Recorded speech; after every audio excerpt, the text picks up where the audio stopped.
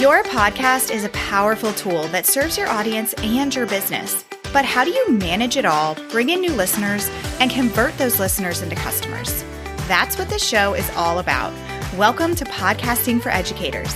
I'm Sarah Whitaker, classroom teacher turned podcast manager, and I'm here to help you get the most out of your show, all while making an impact on other educators. Hey there, and welcome back to another episode of Podcasting for Educators. I recently did a big purge of my closet. It was getting really crazy in there. I realized that I was holding on to some pieces of clothing that I just needed to let go. This really all started last year when I did a mini clean out. I told myself that if I went through the entire next year without wearing a piece of clothing, then that piece of clothing was going to get donated. So the time came for me to buckle down and get it done. I really wanted to minimize the clutter in my closet and think about the purpose that each piece of clothing had, because they really do all have different purposes. You've obviously got your undergarments, which really kicks off any outfit that you put on. And then your other articles of clothing fall into all different kinds of categories. You need your day-to-day staples. If you're a work from home girly, that might be your black leggings, your favorite sweatshirts, things that you kind of wear all throughout the year. You've got your seasonal clothing, your sweaters for fall and winter, your lighter clothing for spring and summer. And then you've got your clothes that you know are only coming out for special occasions, like your cocktail dresses, your skirts, your suits, those more kind of special occasion dress up kind of pieces of clothing. Each of these types serves a different purpose based on the need that you have that day. And the same is true for your podcast content. You can create different types of episodes that each serve your audience in a really unique way. Today, I want to talk about 4 essential types of episodes that every podcaster should be weaving into their content strategy. Those 4 types of episodes are your foundational episodes, evergreen episodes, seasonal episodes, and social proof episodes. So let's go ahead and get into it.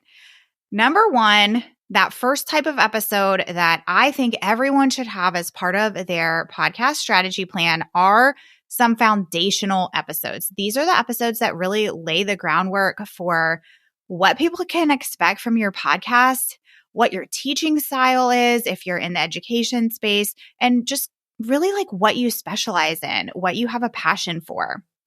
Think of them as the cornerstone content that introduces new listeners to your show and sets the stage for what's to come.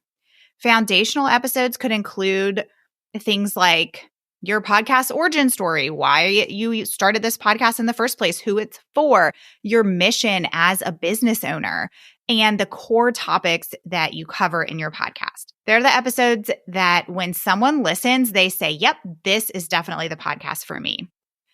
If you have a trailer for your podcast, this could include your trailer. Your trailer could be a foundational episode.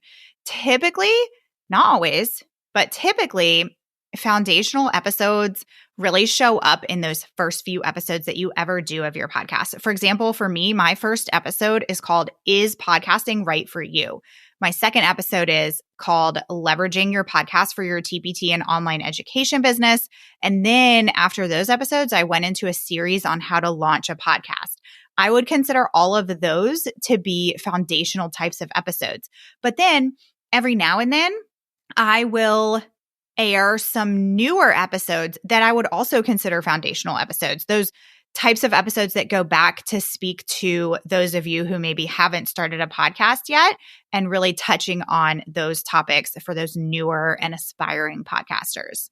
If you are speaking to teachers, it could be about your teaching philosophy, or it could be episodes that really focus on a topic that you're most passionate about. For example, I just had a client recently launch a podcast in the last few months. Shout out to Sierra. I'm going to use your first few episodes as kind of an example here because I think that these would definitely be considered as foundational episodes for Sierra. She specializes in literacy, and specifically she specializes in comprehension. And so she decided to make her first few months really of her podcast kind of be this series about literacy foundations. So all of these episodes really touched on all of these components of literacy, such as comprehension. And then the rest of her podcast for the years to come are still going to weave those type of topics in, but those first few episodes are always going to be her foundational episodes that she can point new listeners to and that they can hear and decide if it's a show that's going to help them with their teaching practices. Think about if, let's say, somebody found you on Instagram, for example, and they wanted to learn more about what you teach, what you specialize in. If you had one or multiple podcast episodes that you could send to them that says, hey, here's kind of a taste of the type of topics that I'm really passionate about and that I cover in my content. Those would be foundational types of episodes. You might have those that exist already on your podcast. You might not have those. And that's okay. You can always create foundational episodes. It doesn't necessarily have to be episodes that you first put out at the very beginning when you started your podcast. You can really do these at any time. And just kind of like a little quick tip, foundational podcast episodes, these are really great if you have a welcome sequence in your email provider that you send to people who are new, who opt in to one of your freebies or they join your email list, and then they get this welcome sequence. These foundational episodes are really great to include in that email sequence because it's a really great way for them to quickly get a taste of what your business is about. And they can do that through audio, through your podcast episodes instead of just through email. Okay, second type of episode that I think you should be creating are evergreen episodes. Your evergreen episodes are really the timeless content that just keeps on giving to your listeners. Back to that closet analogy that I was talking about in the beginning, and we might not all agree with this, but for me, this is the jean jacket. I will rock a jean jacket in any and all seasons throughout the year. My jean jacket is always relevant. I can put it together with any outfit. Don't try to convince me otherwise.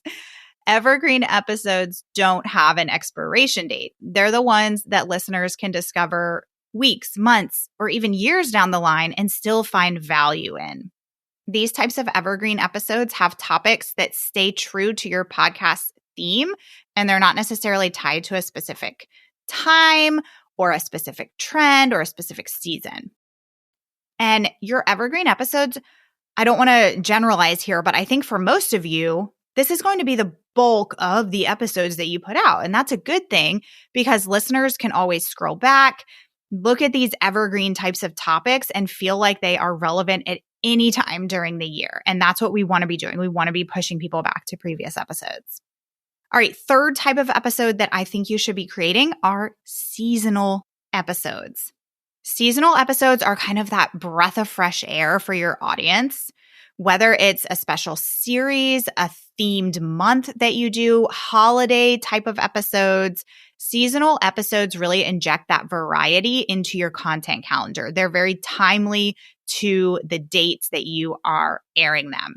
They keep your podcast dynamic and they show that you're really adaptable to different themes and things that are happening throughout the year.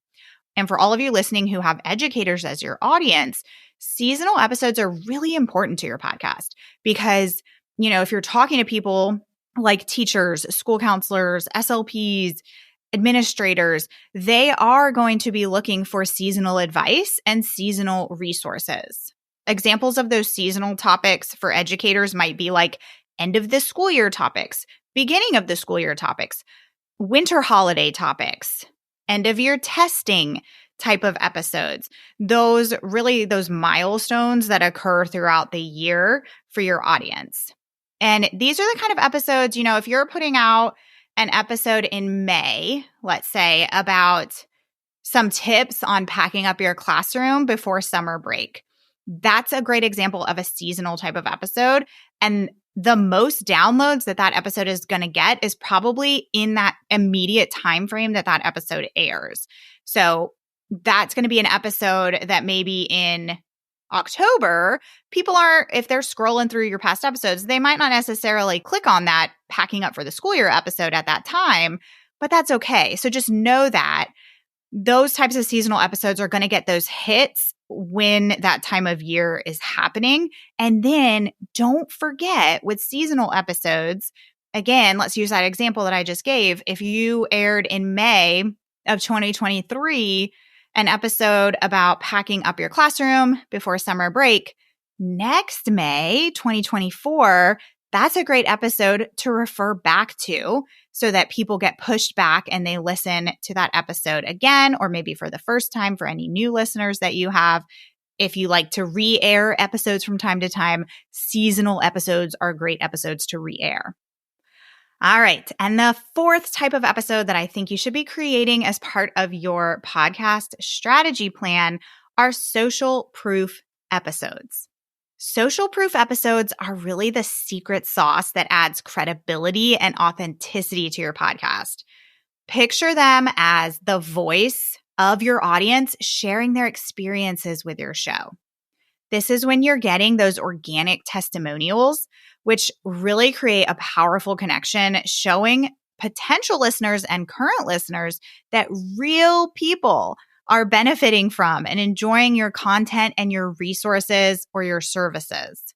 It's not just a testimonial that you're putting in your email or on your sales page or on your TPT listing. They're actually hearing people talk about their experience with you, with your podcast, with your resources. So these types of social proof episodes could be success stories. They could be interviews with some of your listeners. This not only really strengthens your relationship with your current audience, but it also acts as this great content for new listeners because it shows them that not only is your podcast worth listening to, but it has really positively impacted others. This type of episode is, without a doubt, the type that I see a lot of you missing in your podcast lineup. And I know that for many of you, it's because you're a little nervous to do this kind of episode. And I know this because you've told me this.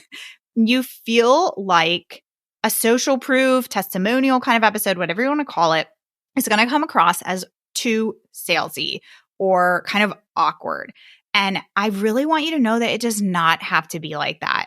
In fact, I would really hope that you wouldn't just bring somebody onto your show and ask them to just rave about you and your resources the whole time. That's not the point of these kinds of episodes. The point is to share someone else's experience on your show because it's really going to connect with people in your audience. And people want to feel that connection. They want to hear about the experiences and the stories of other people who are in the shoes that they are in. You know, I think back to when I had just left the classroom and I was thinking about taking that leap and starting an online business. And I knew I was first going to start out as a VA, as a virtual assistant. And I had learned about this woman I think I first learned about her through a Facebook ad. And she taught people how to become freelancers, and she had a podcast. And so I knew that she had this course, this program, which at the time felt very expensive.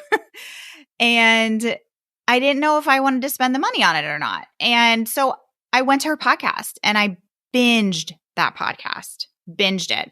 And my very favorite episodes that she did were her success story episodes, where she had people on who had taken her program, because I got to hear from other people, including lots of teachers who were steps ahead of me, who had taken that leap, who had started their business, and now they had found success. And when I was listening to those types of episodes, I never, ever once thought, I can't believe she's talking about her program on this episode with one of her students, or she just brought this person on to rave about her program so she can make money. No, I never thought that. The complete opposite, in fact. I really appreciated having those episodes that I could turn to and that I could really just hear about those experiences, because it made me ultimately, that was why I made the decision to then go and purchase her program. And thank goodness I did, or else I probably wouldn't be here today in the position that I'm in right now. But those episodes really had a big impact on me because I felt such a connection to those people that she had on her podcast and to their stories. And you guys, we are all business owners, and you have to get comfortable talking about your resources or your services on your podcast. I'll also add that these types of social proof episodes, it's such a cool feeling to get to connect with one of your students or your members or your customers or your clients on a podcast interview and get to hear what kind of success they've found with your resources or your services, and get to just learn more about them and hear more about their story, because in what other situation are you going to get to have that opportunity to connect with these people? And I'm telling you that if you do these kinds of episodes, that just might be the episode that someone in your audience needed to give them the confidence or the push to join your membership or buy that TBT bundle or whatever it is. And that action of having somebody purchase from you is so much bigger than just you. It's going to give them a transformation that's going to help them, and it's going to leave an impact on them. And that's really what I want you to keep in mind when you consider doing these types of episodes on your podcast. This doesn't have to feel awkward. It doesn't have to feel salesy. You do not have to make this type of episode all about how this person bought from you. It's about their story and about their individual experience, and the fact that they used your services or your resources to get to where they are is going to organically come up in the conversation. So really, by incorporating these social proof episodes into your podcast strategy, you're not only showcasing the value of your podcast, but you are really, truly building a community around it. So just try it. Challenge yourself to do that scary thing and invite one of your customers onto your podcast to hear their story. I promise you will not regret it.